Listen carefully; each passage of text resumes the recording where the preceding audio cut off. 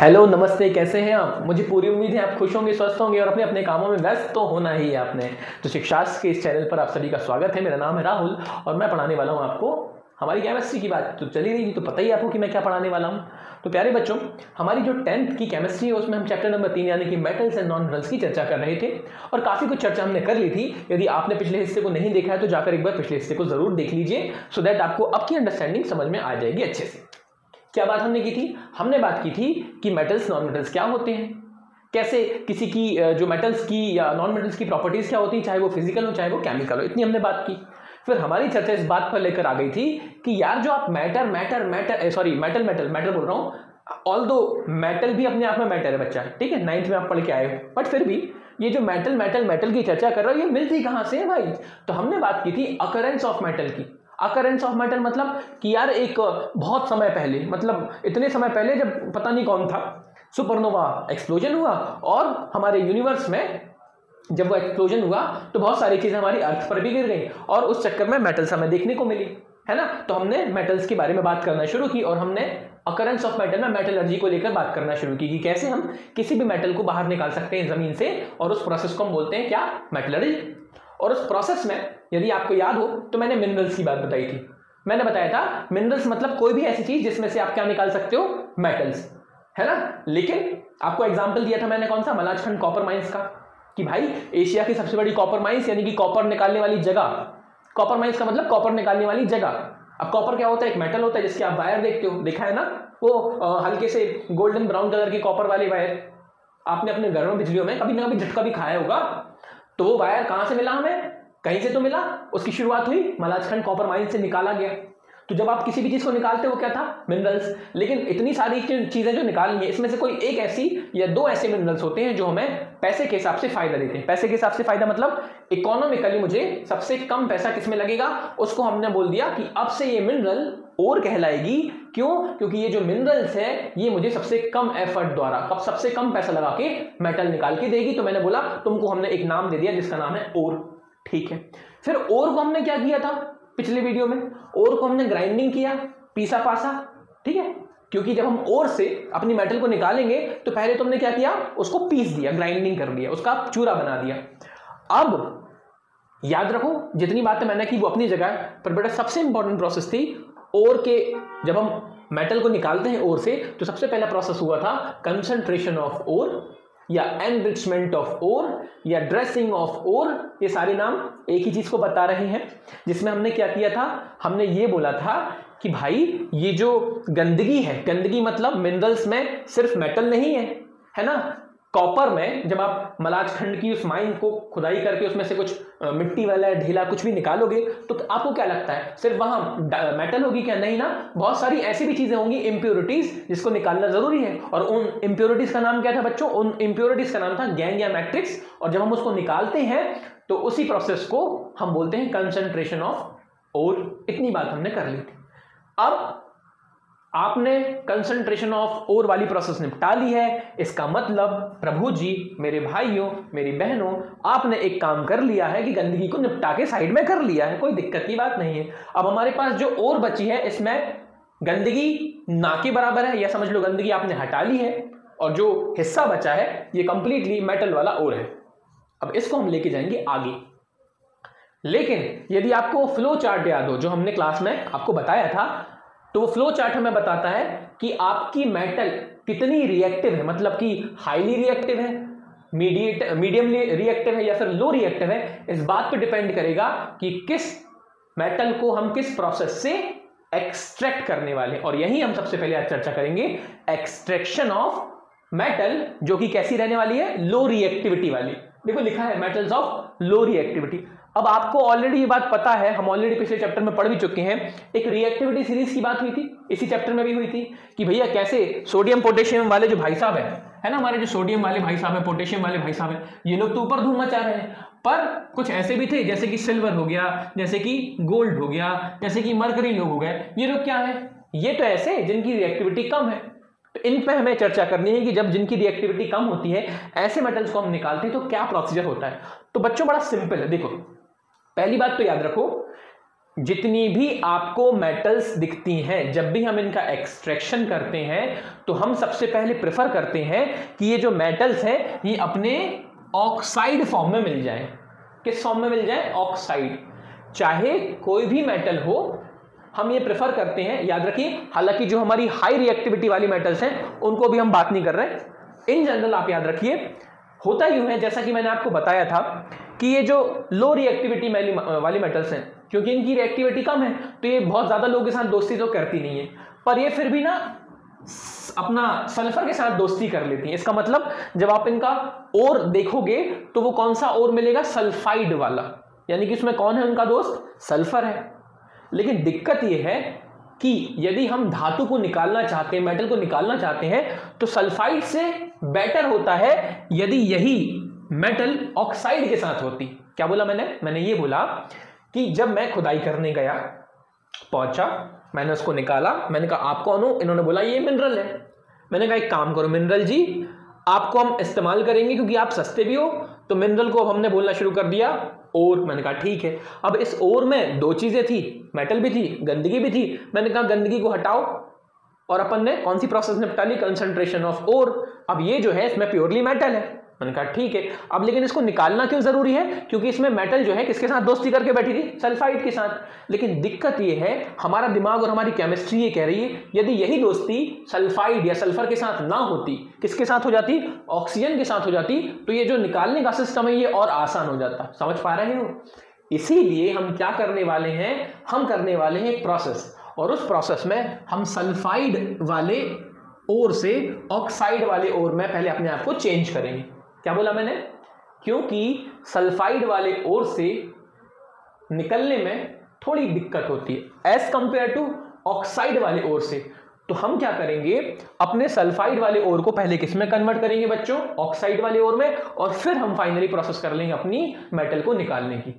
Correct? तो देखो ध्यान से, थ्योरी में भी यही लिखा है, extraction of metal from concentrated ore such as. अच्छा, हम बात किसकी कर रहे हैं? लो रिएक्टिविटी, यानी कि कॉपर, सिल्वर, गोल्ड, मर्करी की।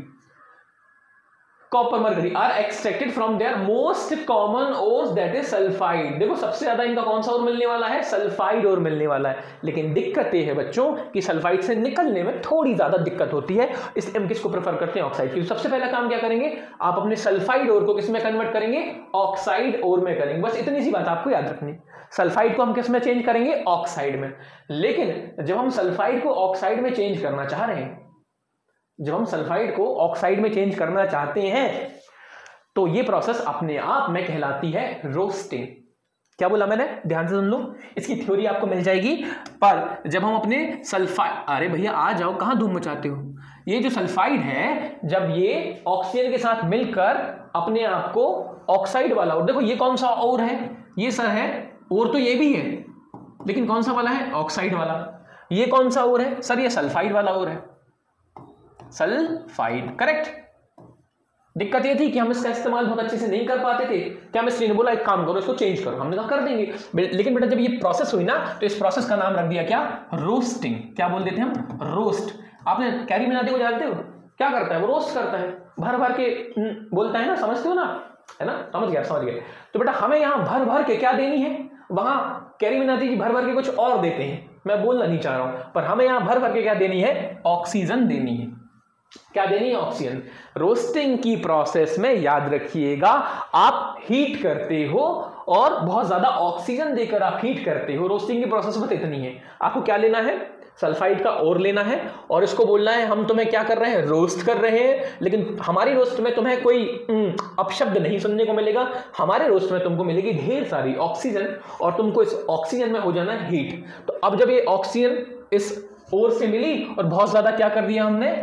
हीट अप कर दिया, तो सल्फर निकल गया साइड में, और सल्फर ने ऑक्सीजन के साथ मिलाकर क्या बना लिया? सल्फर डाइऑक्साइड, हम जानते ही हैं। और कॉपर जो है ऑक्साइड के फॉर्म में फॉर्म हो गया। दैट मीन्स हमने अपने सल्फाइड ओर को चेंज कर लिया ऑक्साइड ओर में। सिंपल, इतना काम कर लिया, ठीक है। This is called roasting. और ये हम किस प्रोसेस के लिए करते हैं? सल्फाइड को ऑक्साइड बनाने के लिए। याद रखना, हमें दो प्रोसेस पढ़नी पड़ेंगी। आपको एक सल्फाइड के लिए पढ़नी होती है और एक कार्बोनेट के लिए पढ़नी होती है। सल्फाइड के लिए क्या करते हैं? रोस्टिंग। सल्फाइड के लिए क्या करते हैं? रोस्टिंग। SR, है ना? इतना याद रखिएगा। चलिए, तो अब हमने क्या कर लिया, अपने ओर को कन्वर्ट कर लिया ऑक्साइड में। मैंने कहा ठीक है, अब इसको तुम लो, इधर लो, ये आ गया। अब ऑक्साइड में आप बना चुके अपने आप को। अब ये जो ऑक्साइड वाला हमारा कॉपर है, यानी कि जो ओर है वो ऑक्साइड फॉर्म में कन्वर्ट हो चुका है। इसको हमने क्या किया, साथ में जो हमारा पुराना वाला सल्फाइड वाला ओर था, देखो ध्यान से, अब ये मैं क्यों बता रहा हूं, सुनना ध्यान से, आपको समझ में आ जाएगा। आपने अपने ऑक्साइड वाले ओर को लिया, ठीक है, इसके साथ क्या है, मुझे एक बात बताओ, हमने केमिस्ट्री के चैप्टर नंबर 1 में एक शब्द पढ़ा था ऑक्सीडेशन, और एक शब्द पढ़ा था सर रिडक्शन। याद है आपको कुछ, हाँ या ना? आप मुझे बताइए, ये जो कॉपर ऑक्साइड है भाई साहब, इसमें ऑक्सीजन है? बिल्कुल है, दिख रही है। तो यदि मुझे इसमें से कॉपर निकालनी है तो मुझे ऑक्सीजन को हटाना पड़ेगा ना, हाँ या ना? ऑक्सीजन को हटाना पड़ेगा। और जब हम किसी में ऑक्सीजन जोड़ते हैं तो उसको बोलते थे ऑक्सीडेशन, और जब हम किसी में से ऑक्सीजन को हटाते हैं तो उसको क्या बोलते हैं, रिडक्शन। इसका मतलब हमें इस कॉपर ऑक्साइड का क्या करना है बच्चों, रिडक्शन करना है। ऑक्सीजन को हटाना मतलब रिडक्शन। तो इसी वजह से हम अपने कॉपर ऑक्साइड को वापस क्या दे रहे हैं, कॉपर का सल्फाइड। अच्छा, ये जो काम है ना, ये ऑटोमेटिक हो जाता है। याद रखिएगा, जब भी आप लो रिएक्टिविटी मेटल का एक्सट्रैक्शन देखते हैं तो इसमें जो ऑक्सीजन का निकलना है, जैसे हम बोल रहे हैं रिडक्शन, ये ऑटोमेटिक हो जाता है, हम नहीं करते, हमें करने की जरूरत नहीं पड़ती, ये ऑटोमेटिक हो जाता है। क्यों हो जाता है, क्योंकि देखो आपने ऑक्साइड तो बना लिया, लेकिन ये तो हमें आसपास दिख ही रहा है ना, ये तो हमारे पास नेचुरली मिल ही रहा था सल्फाइड। तो अब ये ऑक्साइड और ये कॉपर का सल्फाइड, ये जब आपस में कंबाइंड होते हैं तो अगेन क्या करते हैं, हमें और सल्फर डाइऑक्साइड गैस मिल जाएगी, लेकिन साथ में हमें मिल जाता है सॉलिड फॉर्म ऑफ कॉपर, और ये होती है हमारी फाइनली मेटल।